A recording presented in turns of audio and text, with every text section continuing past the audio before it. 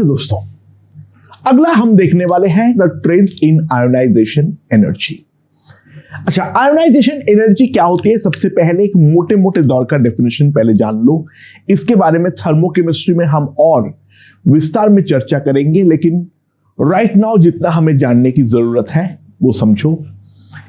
कोई एक स्पीसीज से उसके आइसोलेटेड गैसियस स्टेट पर, गैसियस होना चाहिए और आइसोलेटेड होना चाहिए, यानी उसके चारों तरफ और कोई स्पीसीज का कोई इंटरेक्शन नहीं होना चाहिए, तो उसमें से एक इलेक्ट्रॉन बाहर निकालने में हमें जितना एनर्जी चाहिए होगी उस चीज को हम बोलते हैं इसका आयोनाइजेशन एनर्जी।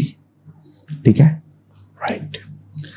सो हमारा जो कोई अगर मान लो एक्स गैस है, ठीक है, उस एक्स गैस में से एक इलेक्ट्रॉन निकालूंगा तो वो कन्वर्ट होगा एक्स प्लस में, उसको हम बोलेंगे उसका फर्स्ट आयोनाइजेशन एनर्जी और IE1।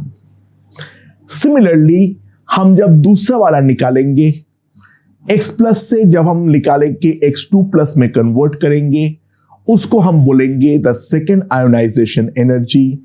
2 प्लस से इलेक्ट्रॉन निकाल के 3 प्लस में कन्वर्ट करेंगे तो हम बोलेंगे third ionization energy, so on and so fourth. वापस एक बात ध्यान देना, आयोनाइजेशन एनर्जी में सॉलिड या लिक्विड स्टेट से तुम विड्रॉ नहीं कर सकते हो, और चारों तरफ और कोई अगर स्पीसीज उपलब्ध है वहां से भी तुम विड्रॉ नहीं कर सकते हो। तुम्हें आइसोलेटेड और गैसियस में ही डेफिनेटली विड्रॉ करना पड़ेगा। ठीक है, अच्छा, विदाउट एनी एक्सेप्शन एक इंपॉर्टेंट रूल पहले समझ लो। IE1 हमेशा IE2 से छोटा होगा, जो हमारा IE3 से छोटा होगा। The reason is pretty simple and straight forward. जैसे जैसे इलेक्ट्रॉन निकलेगा पॉजिटिव चार्ज एक्युमुलेट होगा, पॉजिटिव चार्ज और इलेक्ट्रॉन जो है वो आपस में कूलम्बिक अट्रैक्शन देता है, तो जो चीज ऑलरेडी पॉजिटिवली चार्ज्ड है उसमें से इलेक्ट्रॉन निकालना तो डेफिनेटली मुश्किल हमारा होता रहेगा। वो फैक्ट को इस तरीके से भी समझ सकते हो, जो इलेक्ट्रॉन क्लाउड में नंबर ऑफ इलेक्ट्रॉन घटेगा तो हमारा Z इफेक्टिव बढ़ेगा, यानी न्यूक्लियर पुल जो है वो हमारा डेफिनेटली इंक्रीज कर जाएगा, and that will make the release of electron much tougher. ठीक है, इसको ऐसे भी समझ सकते हैं, जो in other words Z effective will increase। ठीक है, that implies release of electron becomes tougher। ठीक है,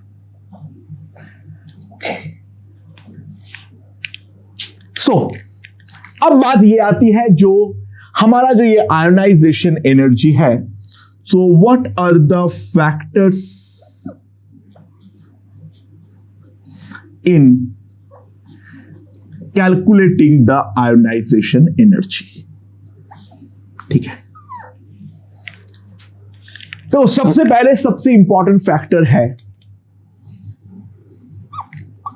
number of shells.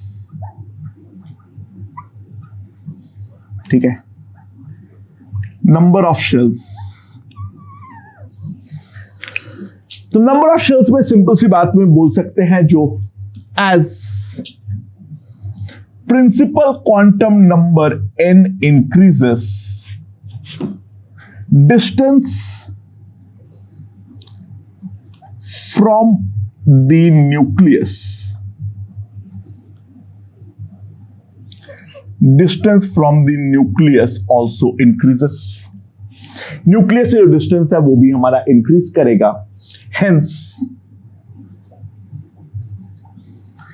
Electron withdrawal is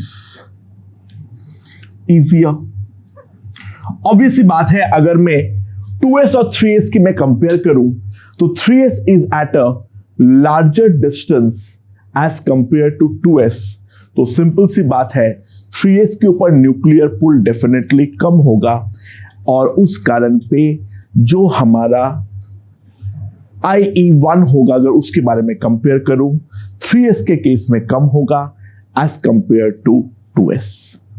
पहला बात तो ये है। दूसरा जो है वो है हमारा Z effective.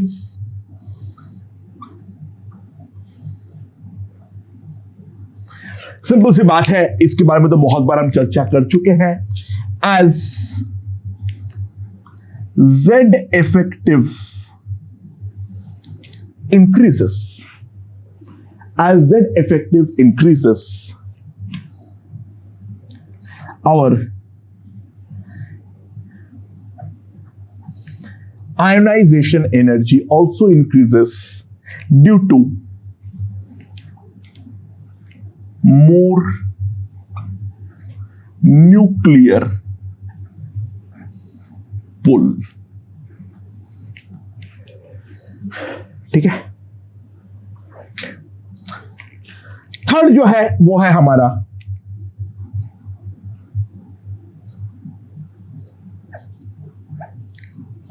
Shielding effect.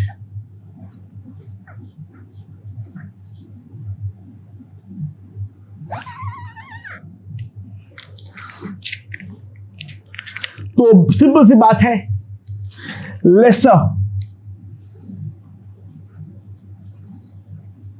the shielding, more is Z effective, तो ionization energy definitely will increase। हमारा शील्डिंग यानी अगर जस्ट हमने हमारा F है तो बहुत ही मुश्किल से वो शील्ड करेगा, तो आयोनाइजेशन एनर्जी में हमारा डेफिनेटली इंक्रीमेंट जो है वो हमारा आने वाली है। ठीक है। फोर्थ जो है दैट इज द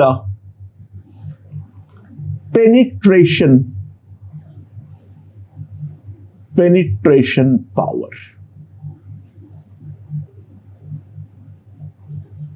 ठीक है।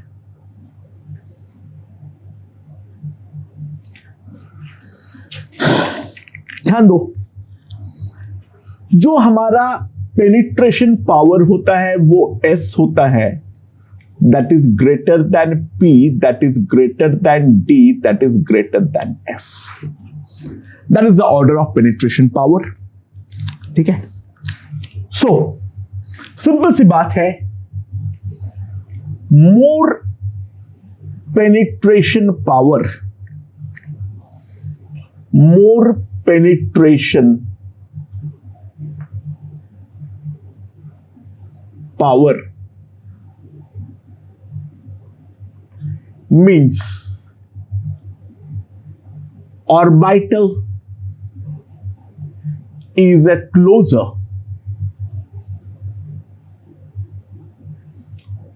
to nucleus। Orbital is a closer to nucleus. ठीक है। और ऑर्बिटल क्लोजर टू न्यूक्लियस होगा तो सिंपल सी बात है, इलेक्ट्रॉन रिमूवल इज टफर। जो हमारा इलेक्ट्रॉन को रिमूव करने का जो हमारा एफर्ट है वो हमारा डेफिनेटली इंक्रीज करेगा। तो यहां से हम सिंपली एक चीज बोल सकते हैं, ease of electron removal। देखो, पहली बात तो आउटर ऑर्बिटल होना चाहिए। ठीक है। पहली बात तो आउटर ऑर्बिटल होना चाहिए, बट आउटर ऑर्बिटल होने के बाद F will be greater than D, that will be greater than P, that will be greater than S। And last, जो आयोनाइजेशन एनर्जी का थोड़ा सा एक स्पेसिफिक चीज है वो है स्पेशल इलेक्ट्रॉनिक कॉन्फ़िगरेशन।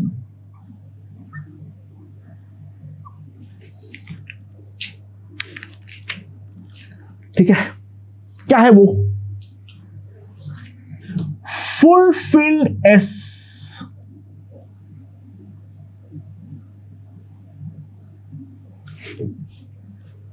ठीक है, and half filled and full filled P.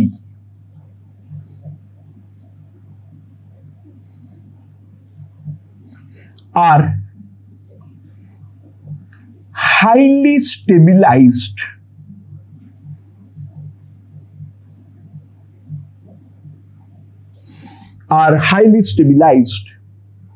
ठीक है, due to high exchange energy. Again exchange energy अभी राइट नाउ मान लो कोई चीज होता है तो फुलफिल एस हो या फिर हाफ फिल और फुलफिल्ड पी हो, वो हमारा काफी ज्यादा स्टेबल कॉन्फ़िगरेशन जो है, और वो काफी ज्यादा स्टेबल कॉन्फ़िगरेशन है due to the high value of the exchange energy. Hence any attempt to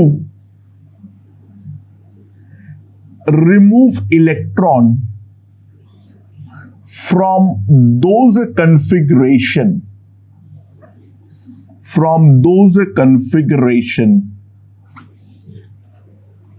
requires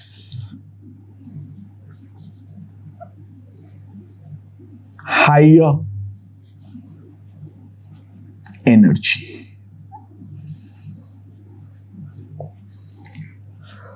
okay,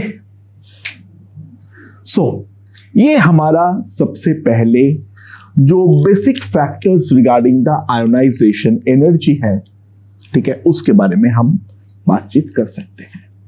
ठीक है, अच्छा, for S and P blocks, हम डी ब्लॉक के बारे में अभी राइट नाउ उतना चर्चा नहीं करेंगे। अगर हम केवल और केवल एस और पी ब्लॉक्स के बारे में बात करें, across the period IE increases, जो कि लॉजिकल है, साइज में तो कोई डिफरेंस आने वाला नहीं है, तो हमारा जेड इफेक्टिव जो है वो हमारा बढ़ता रहेगा। ठीक है, तो ऑब्वियस सी बात है इलेक्ट्रॉन विड्रॉ करना जो है वो हमारा टफ होता रहेगा। And down the group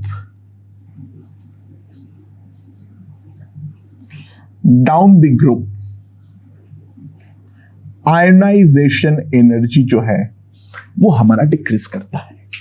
And that is pretty evident. The reason being, obvious सी बात है, अगर हम ध्यान दें, जितना नीचे जाएंगे नया नया ऑर्बिटल्स ऐड होगा, न्यूक्लियस से दूरी जो है वो हमारी बढ़ती रहेगी, तो ऑब्वियस सी बात है हमें एनर्जी का रिक्वायरमेंट जो है वो हमारी कम होती जाएगी।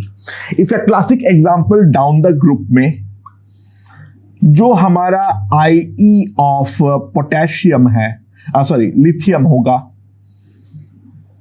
वो हमारा सबसे ज्यादा होगा, then followed by sodium, then followed by potassium, then followed by rubidium, and that followed by caesium. अच्छा, across the period ionization energy बढ़ता है और down the group ionization energy कम होती है। इन दोनों बात से हम एक चीज रियलाइज कर ले, जो caesium has the lowest ionization energy. ठीक है। अच्छा, लोअर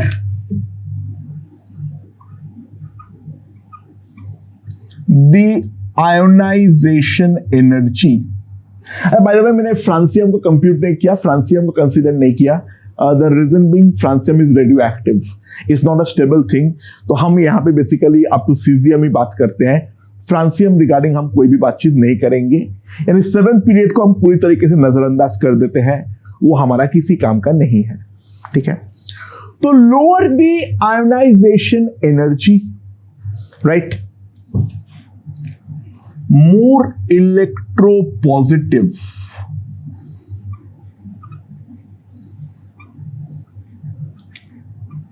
is the element, हम बोलेंगे वो एलिमेंट उतना ज्यादा इलेक्ट्रोपॉजिटिव है। तो इस लॉजिक से caesium is most electropositive element. Cesium is the most electropositive element. ठीक है। तो ग्रुप में प्रॉब्लम एज सच काफी ज्यादा कम है, बट पीरियड में बहुत ज्यादा प्रॉब्लम का सामना हमें करना पड़ेगा। सो पीरियड में अगर हम ट्रेंड देखें एक बार, ठीक है, second period ionization energy. So if we plot the graph,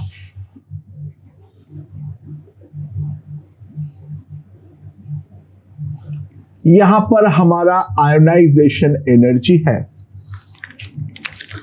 we start from lithium,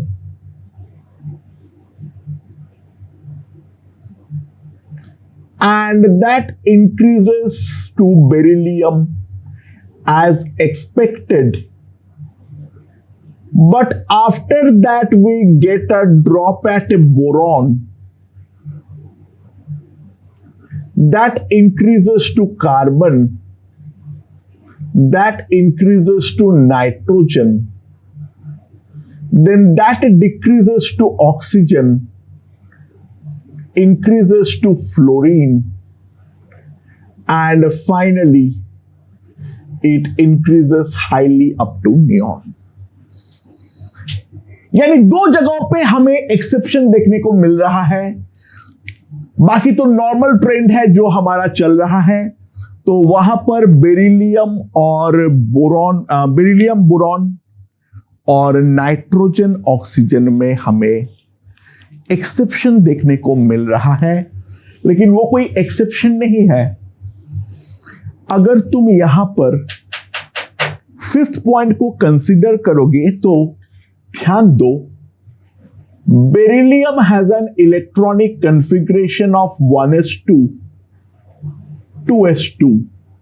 ये आउटर ऑर्बिटल है और this one is a fulfilled, beryllium has a fulfilled 2s, तो ऑब्वियस सी बात है उसमें से इलेक्ट्रॉन निकालना काफी ज्यादा हमारा मुश्किल हो जाएगा।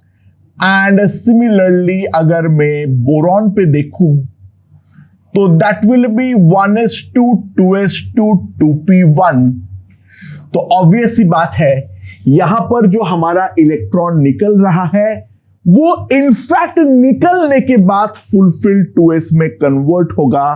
तो ये ट्रेंड तो हमारा बनना चाहिए था और वो ट्रेंड आया है, तो डेफिनेटली ये कोई एक्सेप्शन नहीं है। हाँ, ये जो मैंने लिखाया हूं वो उस चीज का एक्सेप्शन है, बट ये एक जेनरिक ट्रेंड है, ये हमेशा हर जगह पर वैलिड तो नहीं होगा।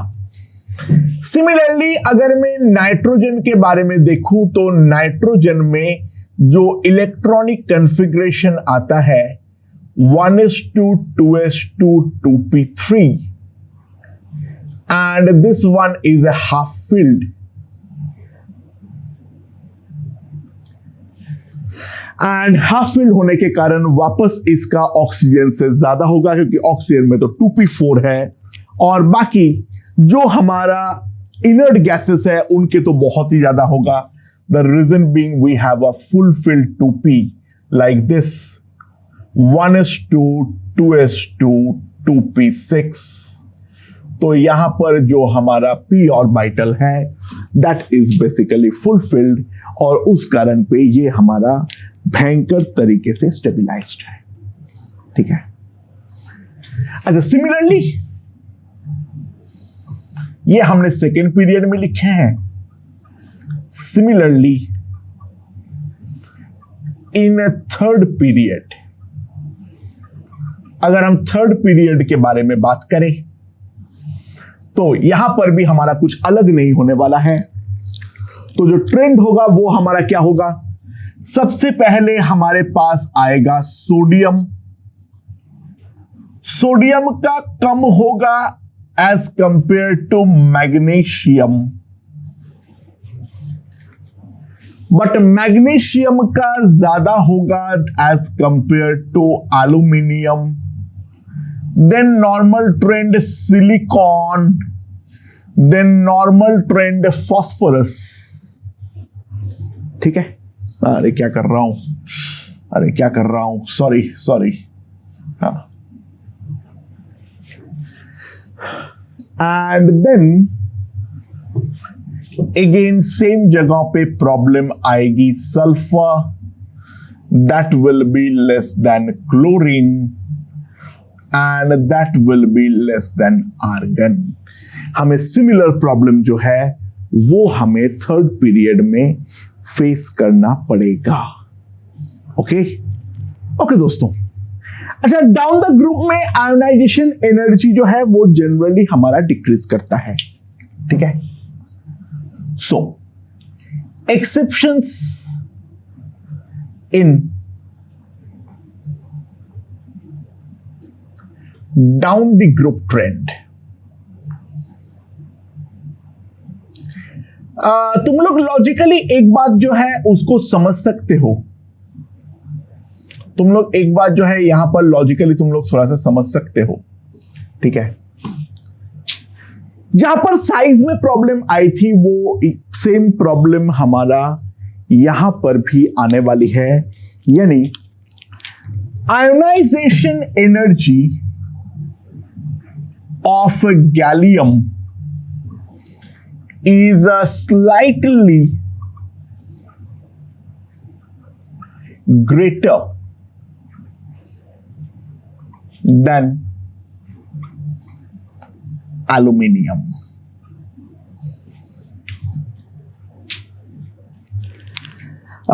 रीजन क्या है? गैलियम में जो p का एक इलेक्ट्रॉन आया है उसके पहले d का 10 इलेक्ट्रॉन भरा है। सो ड्यू टू पोर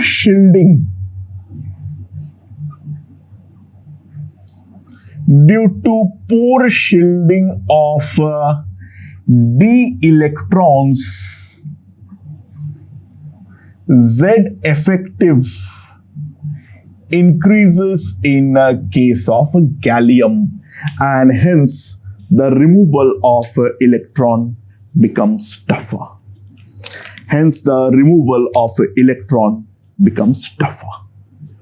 ठीक है। अच्छा, similarly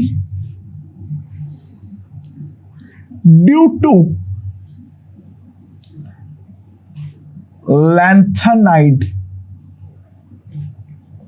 contraction,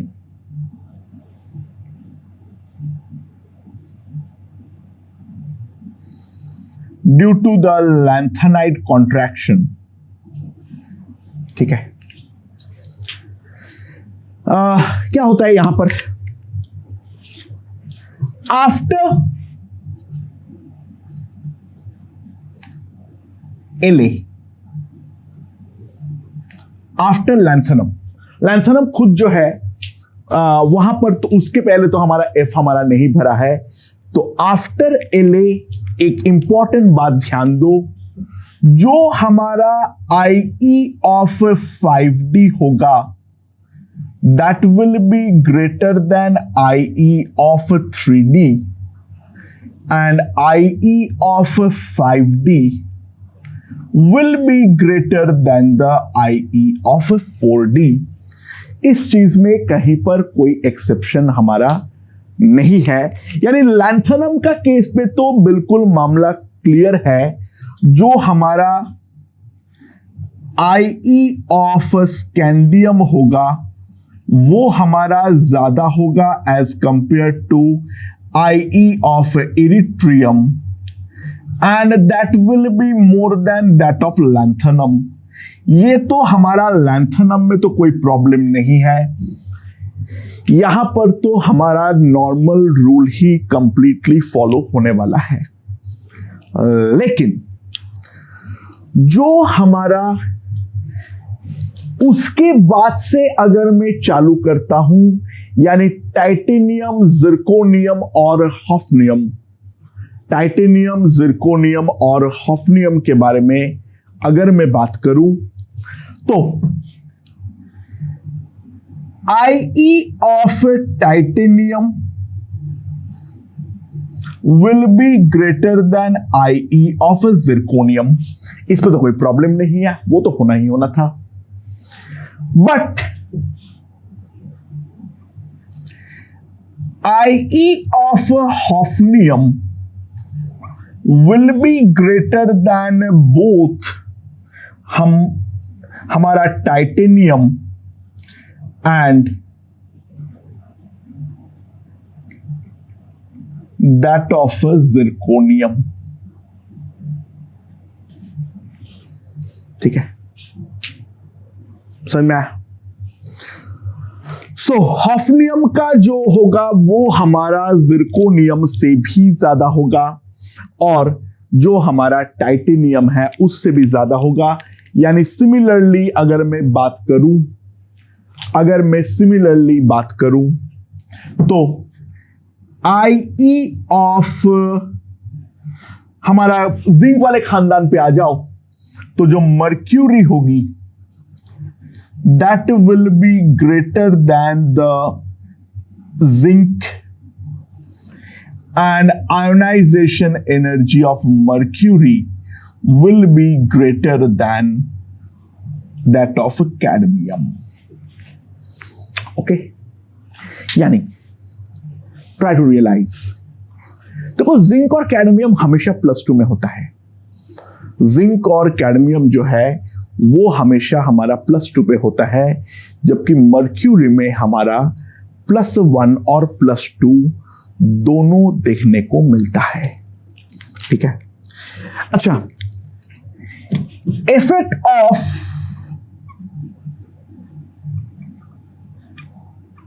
lanthanide contraction goes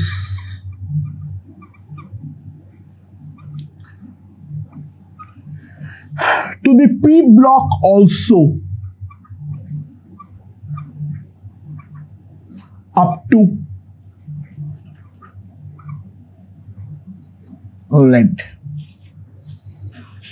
ये जो लैंथेनाइड कॉन्ट्रैक्शन जो है वो लैंथेनाइड कॉन्ट्रैक्शन का इफेक्ट जो है वो हमें लेड तक भी देखने को मिलता है।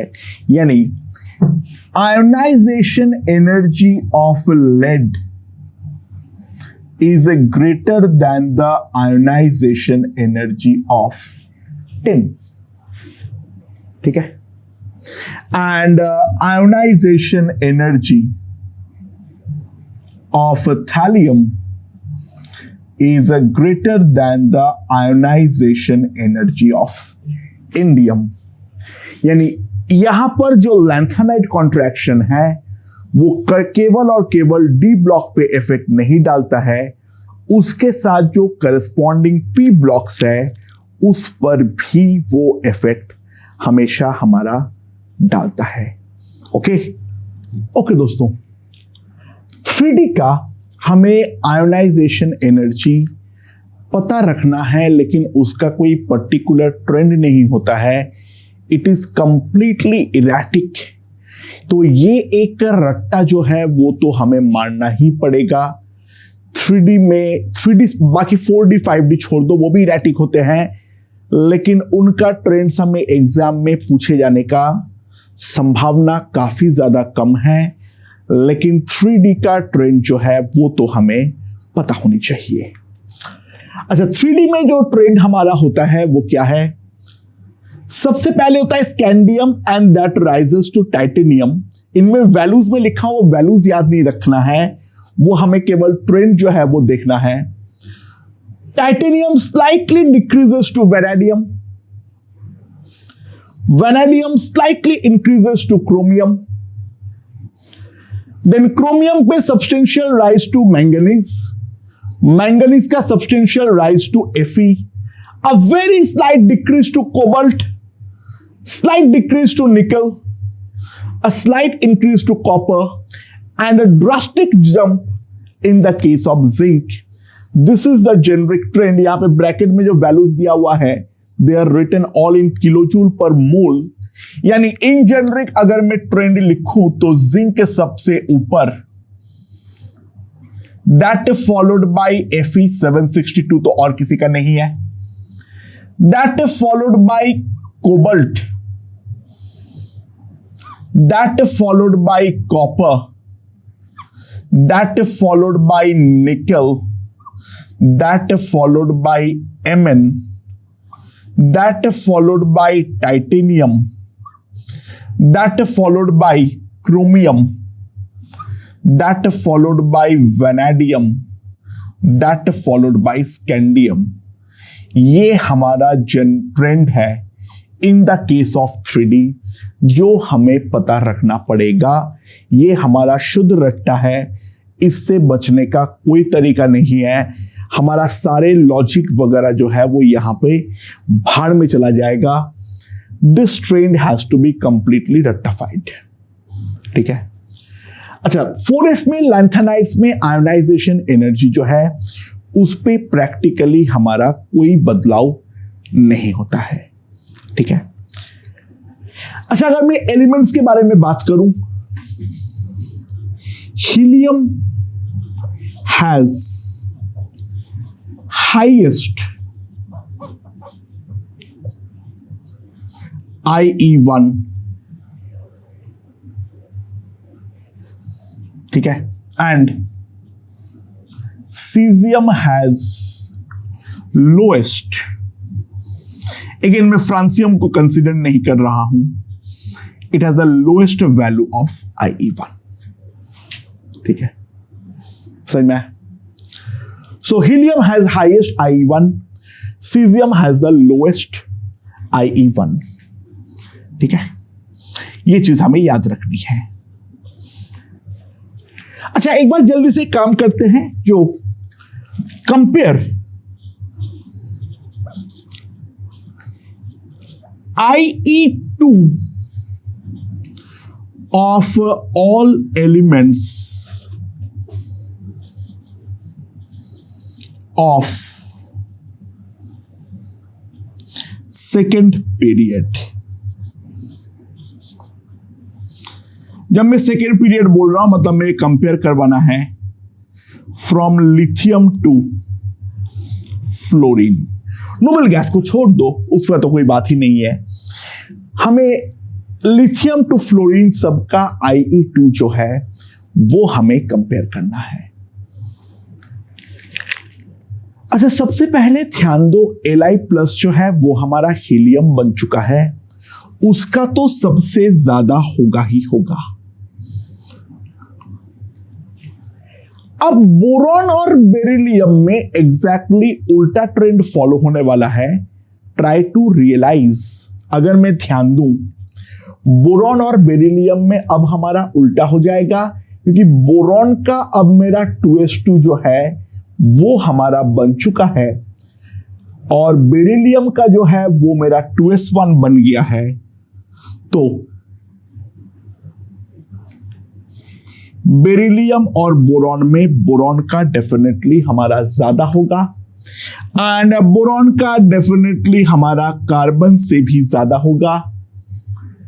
कार्बन का जो है, कार्बन के बारे में अगर हम ध्यान दें तो उसका हमारा नाइट्रोजन से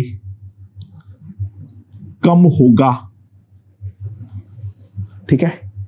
उसका ऑब्वियस सी बात है, हमारा आगे जाने पर हमारा वो बढ़ रहा था तो नाइट्रोजन से तो डेफिनेटली हमारा कम होगा। यहां पर अब जो है ऑक्सीजन से डेफिनेटली कम होगा, क्योंकि ऑक्सीजन के पास अब नाइट्रोजन का कॉन्फ़िगरेशन बन गया है, यानी 2p3 बन गया है। So that will be greater than fluorine.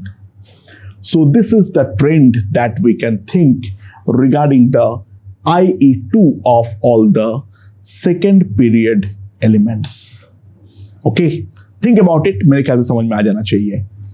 मतलब ये ट्रेंड हमारे लिए सफिशिएंट है, लेकिन अगर कोई हाथ धो के अगर पीछे पड़ जाए, मान लो हाथ धो के अगर कोई पीछे पड़ जाए तो नहीं, मुझे तो पूरा का पूरा सजाना है प्रॉपर ऑर्डर में, so that will be very very tough, ठीक है। मैं जो देख पा रहा हूं, obviously barium is going to be the lowest, the reason being second electron देने के बाद वो अपना इनर्ट गैस कॉन्फ़िगरेशन ले पाएगा एंड बेरिलियम इनफैक्ट +2 स्टेट पर ही हमारा एग्जिस्ट करता है। तो ऑब्वियस सी बात है, इसका ट्रेंड अगर मैं लिखता हूं तो बेरिलियम सबसे कम तो डेफिनेटली हमारा होने वाला है, और ऑन दी अदर हैंड सबसे ज्यादा जो होने वाला है वो तो हमारा लिथियम होने वाला है। बोरॉन जो है वो हमारा कार्बन से ज्यादा है, तो बेरिलियम के बाद जिसको मैंने एक्सपेक्ट करूंगा वो मैं कार्बन को करूंगा, ठीक है। सो अगर अब मैं कार्बन को यहां पर लाता हूं, सो अगला जो है यहां पर थोड़ा सा डेटा की जरूरत है। जो बोरॉन वर्सेस नाइट्रोजन में क्या होगा, actually boron gets beaten by nitrogen, ठीक है। एंड आफ्टर नाइट्रोजन जो हमारा ऑर्डर आएगा, यहां पर अगर हम ध्यान दें, नेक्स्ट हमारे पास लॉजिकली जो आएगा वो हमारे पास आएगा fluorine, that followed by oxygen. Neon को अगर डालना चाहो तो डाल दो, तो ऑक्सीजन के बाद हमारा नियॉन आता है, एंड सबसे ज्यादा मुश्किल से जो हमारा आएगा that is going to be the lithium. So ये हमारा पूरा ऑर्डर है, बट मेन हमारा ये वाला बात समझना जरूरी है। ये ट्रेंड पूछना नहीं चाहिए, लेकिन फिर भी डेटा के पर्सपेक्टिव से अगर कोई पूछ लिया तो मैंने ट्रेंड जो है वो मैंने लिख दिया हूं पूरा का पूरा सेकेंड पीरियड का। बट ध्यान देना, जो नया इलेक्ट्रॉनिक कॉन्फ़िगरेशन हमारा बना है, उस नया इलेक्ट्रॉनिक कॉन्फ़िगरेशन के अकॉर्डिंग हमें कंपेयर करने की जरूरत है। ओके, अब हम देखेंगे applications of ionization energy. Applications of the ionization energy, इनका क्या क्या एप्लीकेशंस है, सबसे पहले उस बात पे ध्यान, ठीक है। सबसे पहला, oxides and hydroxides, oxides and hydroxides of more electropositive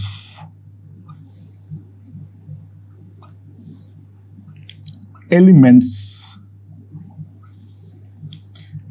are basic in nature। Electropositive मैंने बताया था, जिसका आई कम वो इलेक्ट्रोपॉजिटिव ज्यादा। So oxides and hydroxides of more electropositive elements are basic in nature, more the electro positivity, more is basicity. Classic example कुछ अगर हम इलेक्ट्रोपॉजिटिव एलिमेंट्स को लेकर बात करें तो एग्जाम्पल के फॉर्म में हम देख सकते हैं Na2O, ये बेसिक ऑक्साइड है और उसका जो हाइड्रोक्साइड है वो है NaOH, so on and so fourth. हम इस तरीके से सोच सकते हैं, ठीक है। Similarly oxides and hydroxides, oxides and hydroxides of less electropositive elements are acidic in nature। अगर लेस इलेक्ट्रोपॉजिटिव वाले का होंगे तो वो हमारे किस नेचर के होंगे? एसिडिक नेचर के होंगे। उसमें हाइड्रोक्साइड बोलना तो थोड़ा पाप है, लेकिन फिर भी हमारा अगर मान लो है SO3, ठीक है, ये हमारा सल्फर का ऑक्साइड है, तो ऑब्वियस सी बात है यहां पर ये हमारा एसिडिक नेचर जो है वो हमारा दिखाने वाला है, ठीक है, right.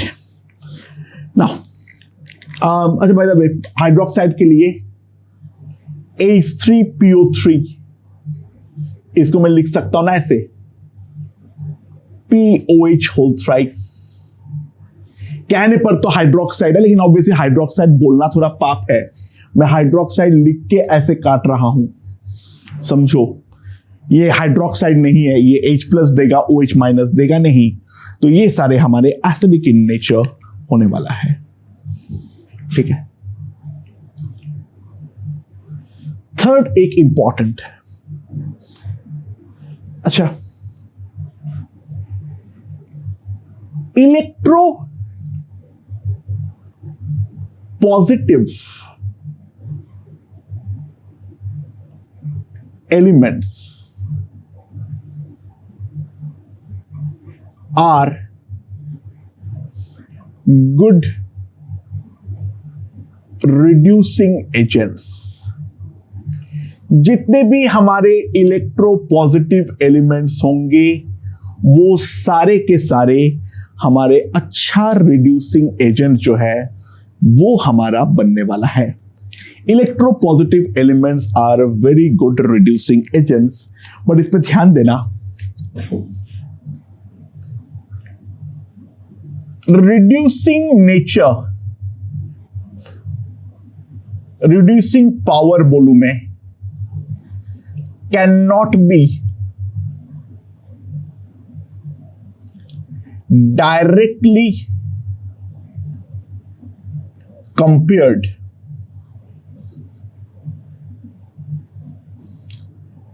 Via IE। Reducing power जो है वो मैं डायरेक्टली जो उसका आयोनाइजेशन एनर्जी है उससे मैं कभी भी कंपेयर नहीं कर सकता हूं। द रीजन बीइंग, जो हमारा IE है वो हम चेक करते हैं गैसियस फेज में, जो IE है वो हम चेक करते हैं गैसियस फेज में, और जो हमारा रिड्यूसिंग पावर है वो हम चेक करते हैं एक्वस फेज में। तो ऑब्वियस सी बात है ये दोनों कंप्लीटली डिफरेंट प्रॉपर्टी हैं। हाँ, लेकिन फिर भी एक चीज बोल सकता हूं, जो इलेक्ट्रोपॉजिटिव होंगे वो अच्छे रिड्यूसिंग एजेंट होंगे, लेकिन क्या एग्जैक्टली वही ट्रेंड होगा? बिल्कुल भी नहीं। फॉर एग्जाम्पल, जो बेस्ट रिड्यूसिंग एजेंट है, caesium has lowest IE, but lithium has a highest reducing power. ठीक है. Now the most important,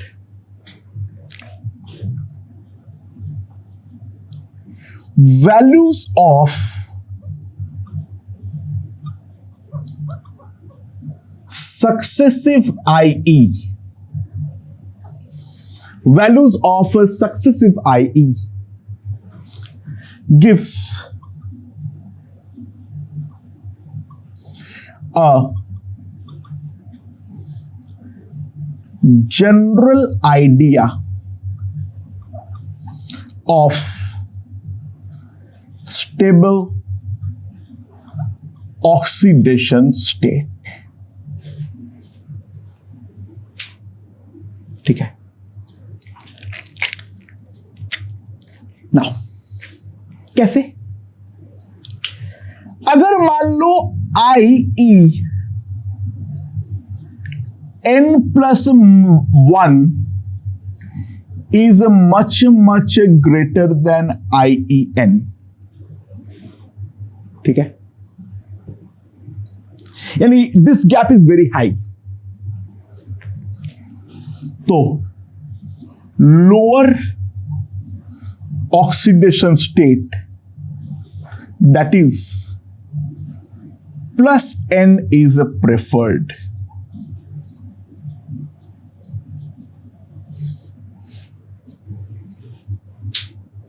ठीक है.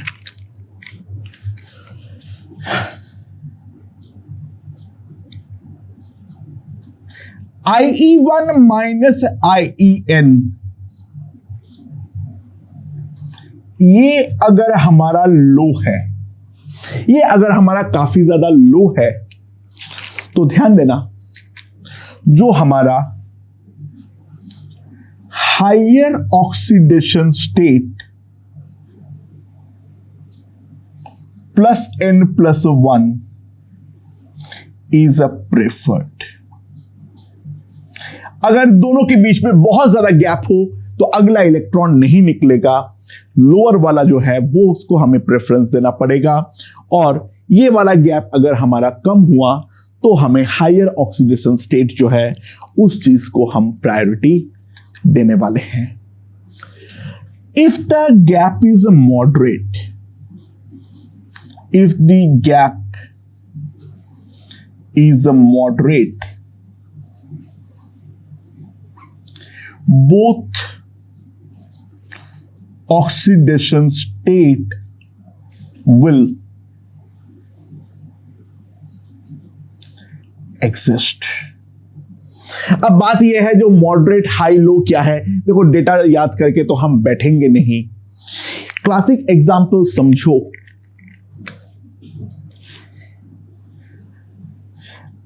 IE2 of sodium will be much greater than IE1 of sodium, क्योंकि एक electron देने के बाद ये इनर्ट गैस कॉन्फ़िगरेशन पा जाएगा, तो केवल और केवल फर्स्ट इलेक्ट्रॉन ही निकलेगा. That will B Na+. वहीं पे अगर हम मैग्नीशियम के बारे में बात करें तो IE2 minus IE1 of magnesium, this one is really low. तो मैग्नीशियम 2+ जो है वो हमारा एग्जिस्ट करता है. और in the case of Fe,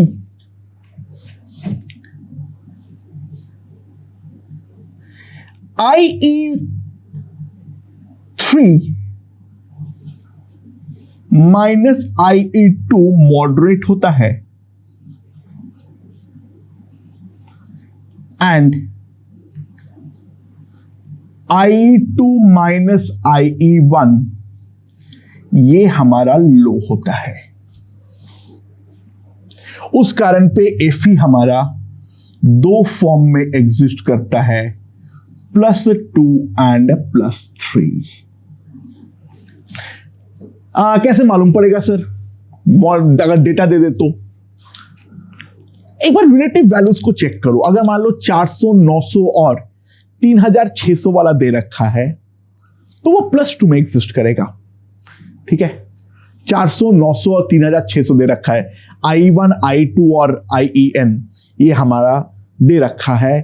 थोड़ा बहुत +1 एग्जिस्ट करेगा, बाकी +2 एग्जिस्ट करेगा। +3 एग्जिस्ट करने का सवाल पैदा ही नहीं होता है। एक बार डेटा देख के टेंटेटिव वैल्यूज जो है वो आइडिया लगाओ। लेकिन मान लो किसी का I1 400 दे रखा है और I2 जो है वो 1600 दे रखा है, तो IE1 पे ही हमारा गेम खत्म हो जाएगा। सेकेंड इलेक्ट्रॉन नहीं निकलेगा, वो +1 फॉर्म पे ही हमारा एग्जिस्ट करने वाला है। So with this we are done with the generic trends of the ionization energy. Now let's move on to electron gain enthalpy and the corresponding electron affinity. Okay.